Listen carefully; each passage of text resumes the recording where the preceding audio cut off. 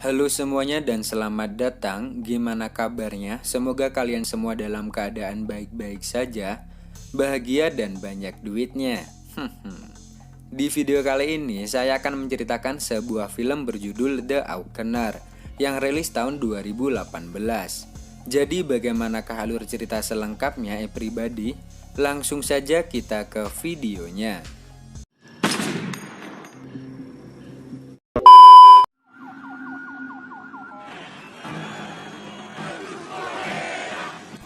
Film dimulai dengan memperlihatkan para demonstran yang sedang berunjuk rasa. Mereka semua berdemo menuju ke balai kota tempat gubernur berada. Ternyata gubernur menjadi tersangka atas kasus penggelapan uang sembako.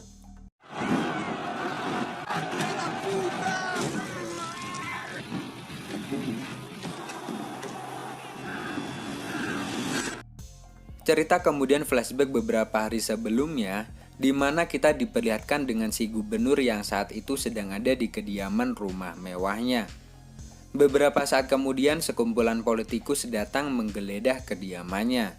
Di sana, si kampret ini tampak begitu santai sambil meminum segelas kopi luwak dan sepertinya tidak merasa takut dengan apa yang terjadi. Aceita um café. Kemudian si kampret pun dibawa ke markas polisi oleh dua orang bernama Miguel dan Edo. Si kampret ini dibawa untuk diinterogasi. Saat diinterogasi, si Edo di sini menunjukkan bukti berupa rekaman mengenai cara si kampret dalam menggelapkan dana perlengkapan rumah sakit. Di rekaman itu ternyata si kampret tidak segan-segan membunuh siapapun yang berani membeberkan atau membuka mulut mengenai operasinya. Tak hanya itu, ia juga menyuap kejaksaan setempat. Tidak lama kemudian pengacaranya pun datang. Si kampret lalu menanyakan kabar mengenai anak dan juga istrinya yang sedang berlibur di Miami. Di sana pengacaranya pun sudah gercep mengajukan banding ke kejaksaan agar ia dapat menghabiskan masa tahanan di rumah. Singkat cerita terlihat si kampret yang sedang makan mie rebus buatan Mbak Yayen. Mengetahui sebentar lagi dirinya akan dibebaskan, si kampret kemudian meminta pengacaranya untuk mengumpulkan para pengawal pribadinya. Karena ia berpikir mungkin saja ada orang yang akan menyelakainya. Quando eu sair daqui, Di sisi lain, Miguel dan Edo dipulangkan oleh komandannya karena sudah tidak ada keterangan apapun. Sesampainya di rumah melihat anak perempuannya yang tertidur di sofa, Miguel pun kemudian memindahkan ke kamar tidurnya. Sebelum tidur, anaknya memberikan ucapan selamat kepada ayahnya yang telah berhasil menangkap para kampret alias para koruptor. por mim, pai. Te amo mais. Miguel ini berencana mengajak anaknya itu menonton pertandingan bola. Di keesokan harinya sebelum anaknya akan dijemput mantan istrinya. Jadi Miguel ini seorang daddy sugar ya. Tak lama setelah itu mantan istrinya pun datang dan membawa putrinya pulang bersamanya. Cerita kemudian berlanjut saat Miguel sedang ada di kantor. Di sana Miguel menerima kabar mengenai divisinya yang akan dinonaktifkan. Dan kini hanya tersisa 10 dari mereka saja. Bukan hanya itu, kasus si kampret akan diserahkan pada kepolisian militer. Mendengar hal itu, Miguel pun merasa tidak setuju. Karena memang Miguel sudah berbulan-bulan menginvestigasi dan menyelidiki kasus si gubernur korup itu. Pada akhirnya Miguel yang merasa kesal pun harus meninggalkan kantor. Diikuti juga dengan beberapa karyawan lain yang dinonaktifkan. Lalu Edo di sini mengingatkan janjinya tentang menonton bola bersama putri kecilnya. Di tempat lain, ternyata anak dan mantan istrinya Miguel telah menunggu kedatangan Miguel. Walaupun sedikit terlambat, Miguel dan anaknya pun segera bergegas menuju ke stadion bola. Sesampainya di pintu masuk stadion, Miguel dan anaknya memutuskan untuk berjalan kaki. Namun, tiba-tiba hal buruk pun terjadi. Anaknya tiba-tiba saja ditembak oleh seseorang. Miguel pun segera membawanya ke rumah sakit. Sesampainya di sana, dokter pun langsung melakukan tindakan dan meminta Miguel untuk menunggu dengan sabar. Namun karena merasa sangat khawatir, Miguel pun memutuskan untuk mengecek keadaan anaknya.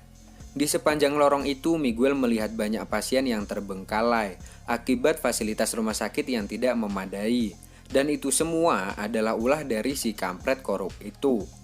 Bukan hanya itu, putrinya yang sedang sekarat pun harus menerima nasib yang sama. Ia dibuat bingung saat melihat anaknya yang tak kunjung ditangani oleh dokter. Si perawat pun lalu bilang kalau ia hanya bisa berbuat semampunya. Akibat kehilangan banyak darah dan lama tidak ditangani, pada akhirnya putri kecilnya pun harus pergi untuk selamanya. Beberapa saat kemudian mantan istrinya pun datang. Melihat Miguel yang tidak bisa berkata sepatah apapun, seketika mantan istrinya menyadari kalau anak mereka kini telah meninggal.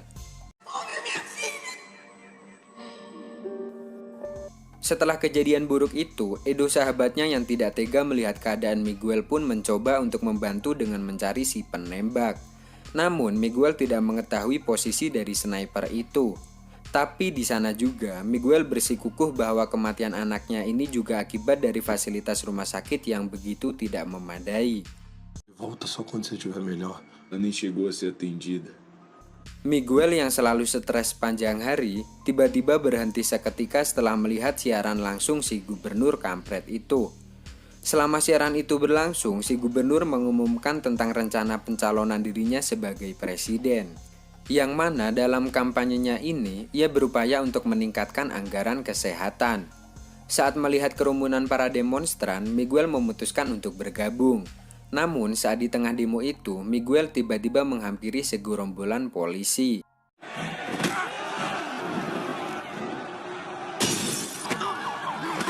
Aksi Miguel berhasil direkam oleh salah satu demonstran yang ada di situ. Keadaan demo yang kian memanas memaksa polisi untuk menembakkan gas air mata. Sementara itu dengan memakai topeng, Miguel pun menerobos kawanan polisi itu.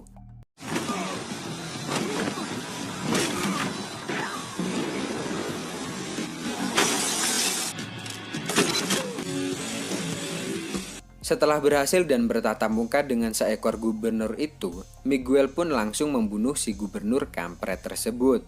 Dan akhirnya tanpa disapa malaikat, gubernur itu pun langsung diceburkan ke neraka.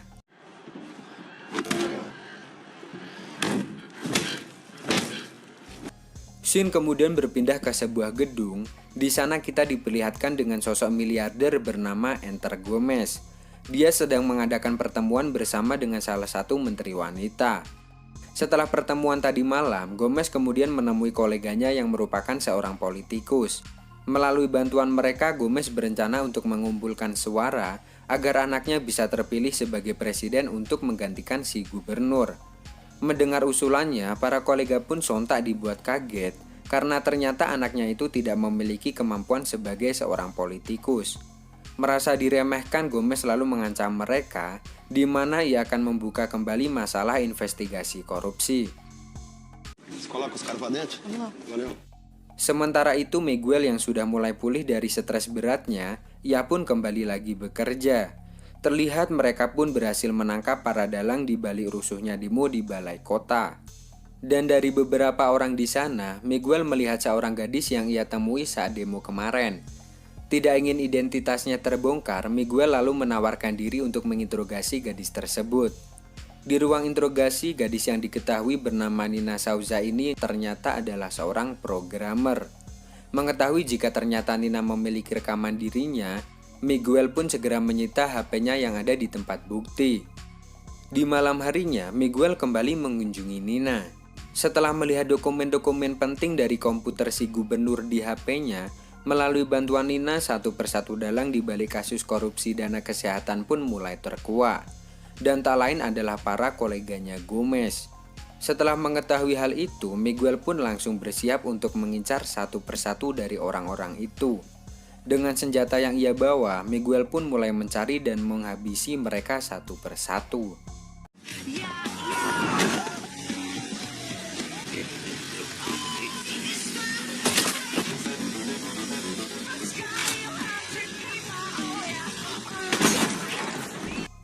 Di keesokan harinya, berita tewasnya beberapa politikus saat malam itu pun mulai tersebar di media massa.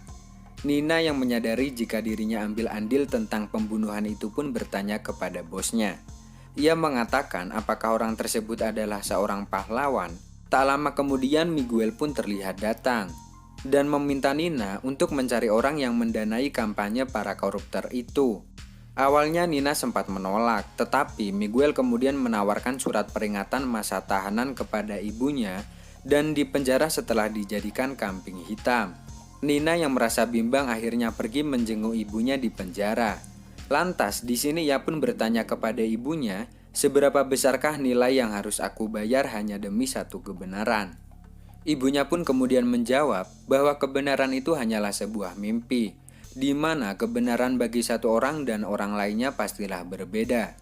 Setelah mengunjungi ibunya, Nina pun memutuskan untuk membantu Miguel meretas kamera CCTV di suatu gedung, yang mana Gomez akan bertemu dengan Regina. Jadi bisa disimpulkan di sini bahwa ternyata Nina ini adalah seorang hacker juga. Di tempat lain, Miguel yang tidak ingin dicurigai oleh divisinya di tempat bekerja berpura-pura membantu Edo. Di sini Edo ternyata sudah mengetahui si pembunuh para politikus korup itu adalah seorang pasukan yang terlatih. Jika ia lihat dari selongsong peluru yang ia temui di TKP. Mengetahui sahabatnya perlahan berhasil mengungkap kedoknya, Miguel pun memaksa Edo untuk menunda pekerjaannya. Setelah mengantarkan Edo, Miguel lalu segera bersiap melancarkan misinya. Di tengah jalan, ternyata Edo balik menghubungi Miguel. Ternyata ia telah berhasil mengetahui siapa orang yang akan diincar oleh si eksekutor berikutnya. Karena teleponnya tidak diangkat, Edo pun memutuskan untuk masuk ke dalam gedung seorang diri. Sesampainya di sana, ia pun berpapasan dengan si eksekutor, yaitu Miguel.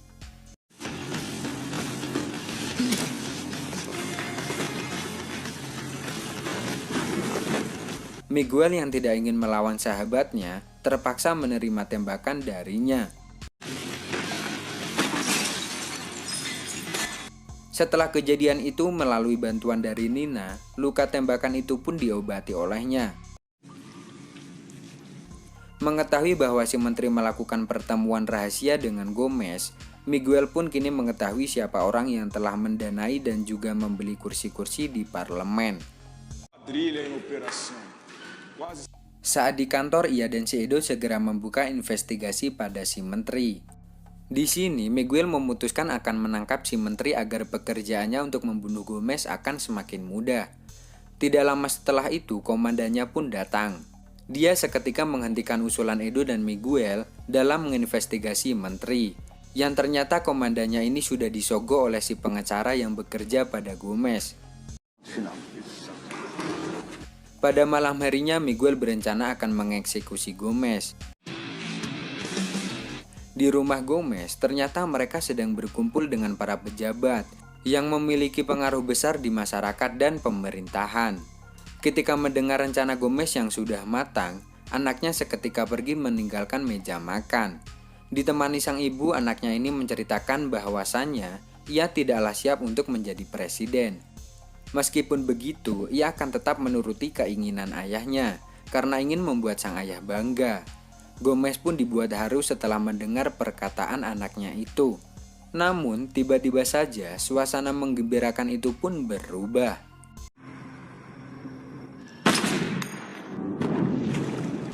Miguel pun menembak anaknya. Ternyata di sini Miguel sengaja menembak anaknya Gomez dengan tujuan membuatnya jera. Namun nyatanya Gomez malah menjadikan anaknya sebagai martir demi keperluan kampanyenya. Di sini Gomez maju sebagai kandidat baru yang besok malam akan berdebat dengan kandidat lain yaitu Julia. Di sisi lain, pengacaranya Gomez telah berhasil mengetahui siapa rekan yang telah membantu si eksekutor anaknya. Kemudian ia mengunjungi kantor di mana tempat Nina bekerja. Namun di sana cuma ada bosnya, dan pengacara Gomez pun langsung membunuh pria malang itu. Sementara di sisi lain, Nina yang sedang menuju kantornya kebetulan dikagetkan dengan bosnya yang sudah tewas. Sontak saja hal ini membuat Nina merasa sangat ketakutan.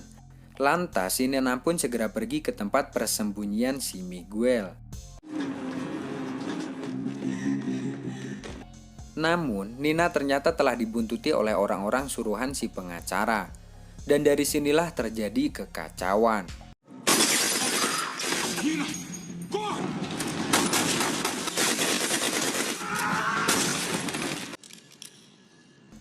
Si pengacara berhasil menyandera Nina, kemudian memberikan persyaratan kepada Miguel jika ingin Nina selamat. Miguel harus membunuh capres lainnya, yaitu Julia, saingannya si Gomez. Karena tidak ada pilihan lain, Miguel pun menuruti kemauannya.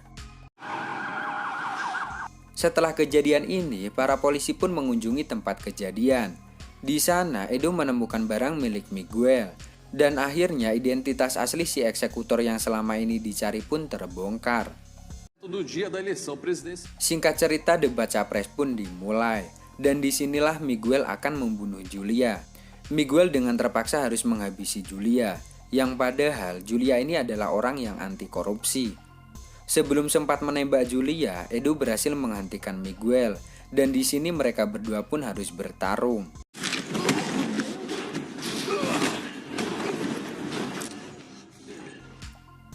Meskipun begitu, karena mereka juga telah saling tahu, mereka berdua pun berusaha agar tidak melukai satu sama lain dengan begitu parah. Kemudian Edo bilang agar Miguel menghentikan perbuatannya. Bagi Edo, Miguel yang sekarang tidaklah jauh beda dengan para koruptor, di mana mereka sama-sama berbuat sesuka hati mereka. Namun Miguel sama sekali tidak menghiraukan perkataan dari Edo. Lantas ia pun kembali untuk menyelesaikan misinya. Siaran langsung di televisi pun seketika dihentikan. Lalu si pengacara mencoba untuk menghubungi rekannya yang ada di sana. Mengetahui si pengacara yang lengah, Nina dengan sengaja menusuk si pengacara menggunakan pecahan bola lampu.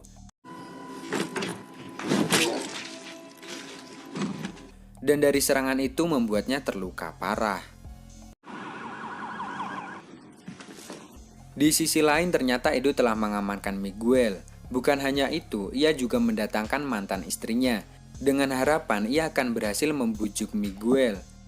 Istrinya di sini mengatakan bahwa anaknya di alam kubur sana tidak akan bangga dengan kelakuan ayahnya. Wajar saja jika Tuhan mengambil anak mereka, karena itu lebih baik dibandingkan melihat dirimu yang sekarang.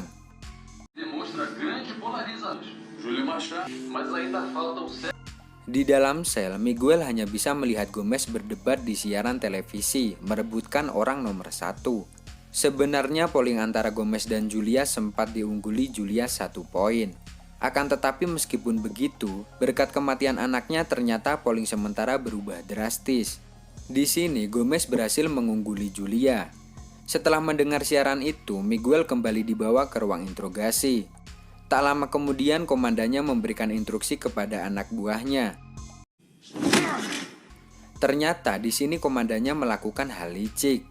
Dengan menembak salah satu anak buahnya, si komandan dapat dengan mudah membuat sebuah berita hoak mengenai Miguel yang melawan dan terpaksa harus ditembak di tempat. Namun nampaknya tak diduga tak dinyana ternyata Miguel berhasil membalikkan keadaan.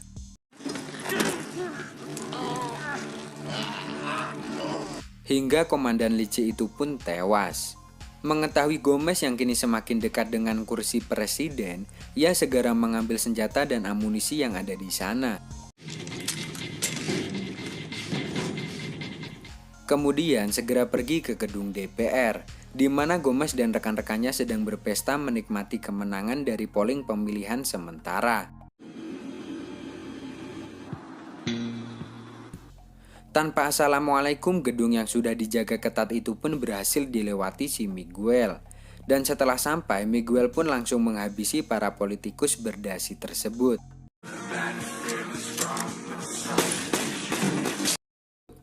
Setelah dengan gagah berhasil menghabisi semua yang ada di tempat itu, kini akhirnya Miguel pun bertatap muka dengan Gomez.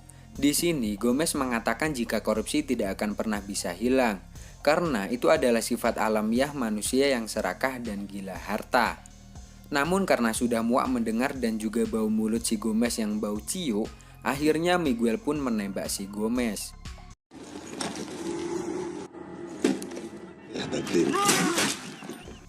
Suara tembakan Gomez ternyata membuat gaduh. Lantas hal itu membuat para penjaga berdatangan. Tapi dengan segala persiapannya yang matang, dengan segera Miguel langsung meledakkan bom yang sebelumnya ia pasang di dalam mobil yang ia bawa.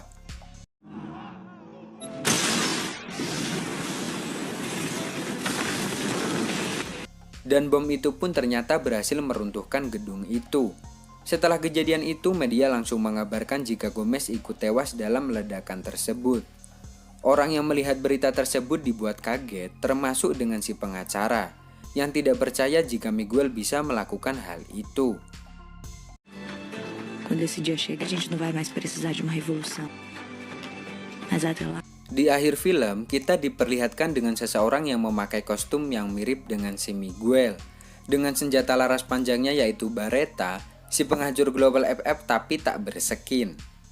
Saya pribadi juga belum tahu siapa orang di balik kostum itu, apakah si Miguel yang ternyata masih hidup, ataukah si Edo yang menggantikan peran Miguel, atau Nina, atau tukang cilor, saya juga kurang paham.